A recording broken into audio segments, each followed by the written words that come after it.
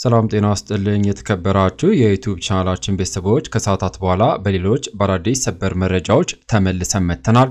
እስራኤል በመላው ዓለም የሚገኙ ኤምባሲዎቿን መዝጋቷ ሲገለጽ፣ ፑቲን ከእስራኤል ጠቅላይ ሚኒስትርና ከኢራን ፕሬዝዳንት ጋር መነጋገራቸው፣ የተባበሩት መንግስታት ድርጅት በጋዛ አስቸኳይ የተኩስ አቁም እንዲደረግ መጠየቁ፣ በማከልም በኢራን ላይ ስለተፈጸመው ጥቃት የተለያዩ የዓለም ሀገራት ጥቃቱን እያወገዙ እንደሚገኙ መነገሩ፣ እንዲሁም እስራኤል አዲስ ጥቃት በኢራን ላይ መፈጸሟ መገለጹ ጨምሮም ሌሎች ተጨማሪ መረጃዎችን ከሀገር ውስጥ ከውጭ ይዘናል።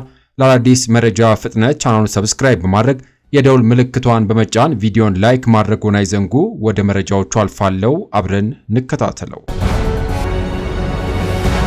ክቡራን አድማጮች፣ በቅድሚያም ከሀገር ውስጥ መረጃ የሥራና ክህሎት ሚኒስቴር ዝግ አድርጎት የነበረው የኩዌት የውጭ ሀገር ሥራ ስምሪት ተጀመረ። ከዚህ ቀደም አስፈላጊ የሚባለውን ስልጠና አጠናቀውና በግላቸውም ቢሆን የሥራ ስምሪቱ ያገኙ ወጣቶች መሄድ አልቻልንም ብለው እንደነበረ ይታወሳል። በወቅቱ የሥራና ክህሎት ሚኒስቴር ከኩዌት ጋር ምንም አይነት የሥራ ውል የለኝም፣ ስለዚህ የሰለጠነውን የሰው ኃይል አልክም በማለት መልስ ሰጥቶ ነበር። አሁን ኢትዮጵያ በህጋዊ መንገድ ያሰለጠነቻቸውን ይሁን አግባብነት ያለው መረጃ በማቅረብ በግላቸው የሚመጡ ሰዎችን ለመላክ ዝግጅቷን ማጠናቀቋን ሰምተናል። ሁለቱ ሀገራት ስምምነት ሲያደርጉ የሥራ ስምሪቱ የሰራተኛውን መብት በጠበቀ መልኩና ደህንነቱ ያረጋገጠ መሆን እንዳለበት ዓለም አቀፍ ስምምነቶች ያስገድዳሉ። የአሁን የኢትዮጵያ ኩዌት ያደረጉት ስምምነት የሰራተኛውን የሥራ ሰዓት የሚያስከብርና የጤና ኢንሹራንስን የሚጠብቅ ደህንነቱን የሚያረጋግጥና ሌሎችም ያካተተ እንደሆነ ከኃላፊው ሰምተናል። በግላቸው ወደ ኩዌት ሥራ ያገኙ ወጣቶች አስፈላጊውን ማሟላታቸው ታይቶና ህጋዊ መሆናቸው ተረጋግጦ የሥራና ክህሎት ሚኒስቴር ፈቃድ እንደሚያገኙም ተረጋግጧል። ክቡራን አድማጮች፣ ከሀገር ውስጥ መረጃ መልስ ስንል ከውጭ ወደ ያስኩላችሁ ኢራንና እስራኤል የተመለከተ መረጃዎች አልፋለሁ። እስራኤል አዲስ ጥቃት መፈጸሟ ተነገረ። የእስራኤል አየር ኃይል አመሻሹ ላይ በኢራን ማዕከላዊ ክፍል በመዝለቅ ጥቃት መፈጸሙን አስታወቀ። የእስራኤሉ የስለላ ድርጅት እንደገለጸው ከሆነ አመሻሹ ላይ የፈጸመው ጥቃት የኢራንን የጸጥታ ተቋም ልብ ውስጥ ዘልቆ በመግባት ከኢራን ኒውክሌር መርሃ ግብር ጋር ግንኙነት ያላቸው ቦታዎች ብቻ ሳይሆኑ የሀገሪቱ የአየር መከላከያና የባለስቲክ ሚሳኤል ማዕከላትን ኢላማዎች መምታቱን ገልጿል። ይሁንና የእስራኤል ፕሬዝዳንት ለጋዜጠኞች በሰጡት መግለጫ ለኢራን ሕዝብ ምንም ነገር እንደሌለም በቀጥታ እየነገርኳቸው ነው፣ የተሰቃዩ መሆናቸውን እናውቃለን፣ የሚኖሩበት ሁኔታ አይተናል። ትግላችን ከኢራን ሕዝብ ጋር አይደለም። ጥቃቱ የተካሄደው ወይም ደግሞ ቦታው ሰዎች በጎዳና ላይ በማይገኙበት ጊዜ ነው።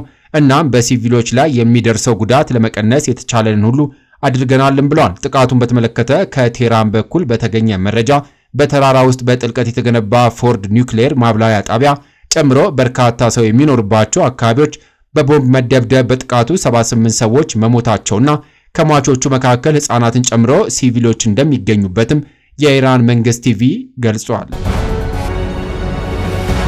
በሌላ ዜና በኢራን ላይ የተፈጸመው ጥቃት ተቀባይነት የለውም ስትል ሩሲያ ገለጸች። ሩሲያ እስራኤል በኢራን ላይ ያደረሰችው ጥቃት የተባበሩት መንግስታት ድርጅት ቻርተርንና ዓለም አቀፍ ሕግን የሚጻረር በመሆኑ የተወሰደውን ወታደራዊ እርምጃ አጥብቃ እንደምታወግዝም ገልጻለች። በሞስኮ የውጭ ጉዳይ ሚኒስትር ዲሚትሪ ፔስኮቭ በኩል በወጣ መግለጫ በዓለም አቀፉ የአቶሚክ ኤነርጂ ኤጀንሲና የምዕራባውያን መንግስታት ጸረ ኢራን አስተሳሰብ ያስነሳው ይህ የእስራኤል ጥቃት በመካከለኛው ምስራቅ ያለውን ውጥረት ከማባባስ አልፎ ዓለምን ለከፋ ግጭት እንዳይዳርግ ከፍተኛ ስጋት እንዳላት በመግለጽ የተባበሩት መንግስታት ቻርተር እና የዓለም አቀፍ ሕጎችን ደንቦች የሚጻረር የእስራኤልን ኃይለኛ ዘመቻ በጽኑ እናወግዛለን ሲሉም ተናግረዋል።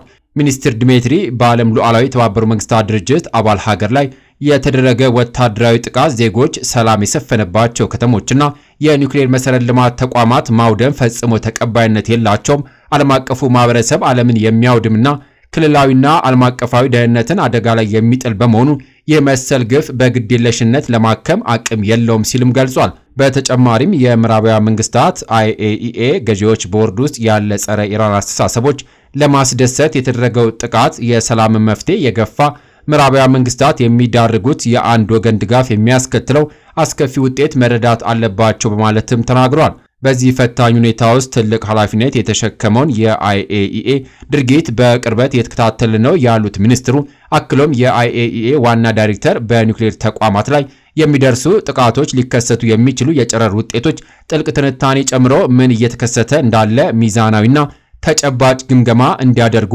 እንጠብቃለን ብሏል። የሩሲያ ውጭ ጉዳይ ሚኒስትር በኢራን ላይ ጥቃት ያቀዱ ያዳበሩና ያደረሱት ምንም አይነት ማብራሪያ ቢጠቀሙበትም በኢራን ኒውክሌር ፕሮግራም ዙሪያ ያለው ቀውስ በወታደራዊ ኃይል ሊፈታ የማይችልና በሰላማዊ ፖለቲካና ዲፕሎማሲያዊ መንገዶች ብቻ ሊፈታ ይችላል በማለት የመፍትሄ ሐሳብን አቅርቧል። ሚኒስትሩ ንግግሩን ሲያጠቃልሉ ይህ አካሄድ በመጨረሻ የሚያሸንፈው ብለን ተስፋ እናደርጋለን፣ ውጥረቱ እንዳይባባስና ክልሉ ወደ ሙሉ ጦርነት እንዳይገባ ለመከላከል ወገኖች እንዲቆጣጠሩ እንጠይቃለን ማለታቸውን ዓለም አቀፋዊ የዜና አውታሮች ያገኘናቸው መረጃዎች ያሳያሉ። በሌላ መረጃ የዩናይትድ ስቴትስ ፕሬዝዳንት ትራምፕ ዛሬ ጠዋት ከጋዜጠኞች ጋር ባደረጉት ቆይታ እስራኤል በኢራን ላይ የፈጸመችው ጥቃት እያሞካሹ መግለጫ ሰጥቷል። ለዎል ስትሪት ጆርናል እንደገለጹት ስለ እስራኤል እቅዶች አስቀድሞ እንደተነገራቸው አረጋግጧል። ይህ ምን ያህል እንደነበር ሲጠየቁ ትራምፕ ይህ ማስጠንቀቂያ አልነበረም፣ ሂድሳፕ እየሆነ ያለው ነገር እናውቃለን የሚል ነበር ብለዋል። ፕሬዝዳንቱ ይህን ወታደራዊ እርምጃ በቀላሉ ለመናገር በጣም ስኬታማ ጥቃት ነበር ሲሉም ገልጸውታል። ለኤንቢሲ ኒውስ በሰጡት ቃለ ምልልስ ላይ ደግሞ ተመሳሳይ ስሜታቸውን በመግለጽ ጥቃቶቹ እጅግ በጣም ጥሩ ነበር ሲሉም አሞካሽቷቸዋል። እኛ እድል ሰጥተናቸው ነበር፣ እነሱ ግን አልተጠቀሙበትም ሲሉም ተናግሯል። በመሆኑም በጣም ተመተዋል፣ ሊመቱ በሚችሉበት መጠን ተመተዋል ሲሉ እናም ገና ብዙ ይቀራል፣ በጣም ብዙ ይቀራል ሲሉ ትራምፕ አክለውም ኢራን አሁንም ቢሆን የኒውክሌር ስምምነት እንድታደርግ አሳስበዋል። ካልሆነ ግን ከዚህ የከፋ ጥቃት እንደሚጠብቃትም አስጠንቅቀዋል። በሌላ ዜና የቱርክ ፕሬዝዳንት እስራኤል በኢራን ላይ ያደረሰችውን ጥቃት አወገዙ። የቱርክ ፕሬዝዳንት ረሲፕ ጣይብ ኤርዶጋን እስራኤል በኢራን ላይ ያደረሰችውን ጥቃት አውግዘዋል። ፕሬዝዳንቱ ጥቃቱ ዓለም አቀፍ ሕጎችና ችላ ያለ ቀጠናዊና ዓለም አቀፋዊ መረጋጋትን አደጋ ላይ የሚጥል ብለውታል። እስራኤል በኢራን ኒውክሌር መርሃ ግብር ላይ የረጅም ርቀት ሚሳኤሎችና ወደ 200 የሚጠጉ ተዋጊ አውሮፕላኖችን በማሰማራት መጠነ ሰፊ ጥቃትን አድርሳለች።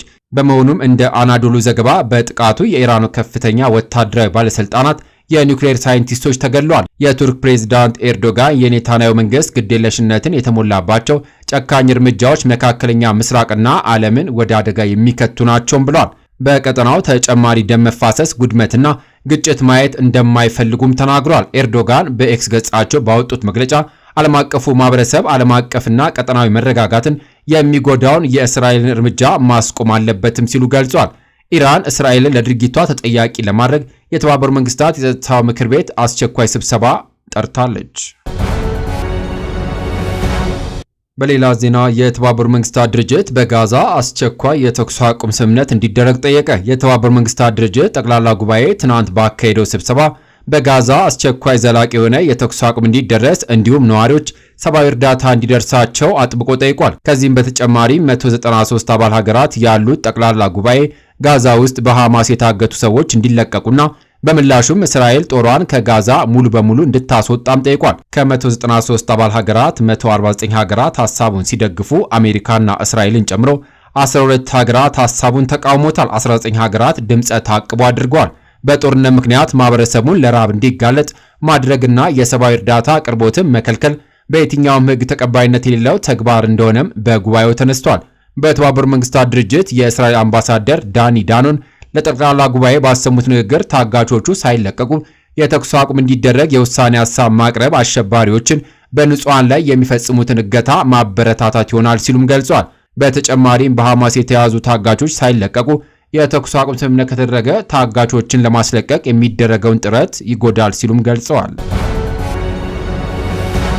ክቡራን አድማጮች፣ በማስከተል ፑቲን ከእስራኤል ጠቅላይ ሚኒስትርና ከኢራኑ ፕሬዝዳንት ጋር ተነጋገሩ። የሩሲያ ፕሬዝዳንት ከኢራኑ ፕሬዝዳንት ማሱድ ፔዝሺኪያን ጋር በስልክ መወያየታቸውን ክሬምሊን አስታውቋል። በተጨማሪም ከእስራኤል ጠቅላይ ሚኒስትር ቤንያሚን ኔታንያሁ ጋር ቀደም ብለው እንደተነጋገሩም ተገልጿል። ፑቲን ሁለቱ መሪዎች በስልክ ማነጋገራቸውን ተከትሎ በክሬምሊን የተሰጡ ዋና ዋና መግለጫዎችን ይዘናል። ፑቲን የተባበሩት መንግስታት ድርጅት ቻርተርና ዓለም አቀፍ ሕግን የጣሰው የእስራኤልን ድርጊት ሩሲያ ታወግዛለችም ብሏል። ፑቲን በእስራኤል ጥቃት ሳቢያ ለደረሰው በርካታ ሞት ለኢራን መንግስታትና ሕዝብ ሐዘናቸውን ገልጿል። ሩሲያ በኢራንና በእስራኤል መካከል የተፈጠረውን አለመግባባት ለማርገብ የበኩሏን አስተዋጽኦ ማድረግም ትቀጥላለች ሲሉም ተናግረዋል። ሩሲያ የኢራን ኒውክሌር መርሃ ግብር ጉዳይ በሰላማዊ መንገድ እንዲፈታ የሚደረገውን ጥረት ሙሉ በሙሉ ትደግፋለች ሲሉም አጽንኦት ሰጥቷል። ፑቲን ከኔታንያሁ ጋር ባደረጉት ውይይት ወደ ድርድር ሂደት የመመለስን አስፈላጊነት አጽንኦት ሰጥተውበታል።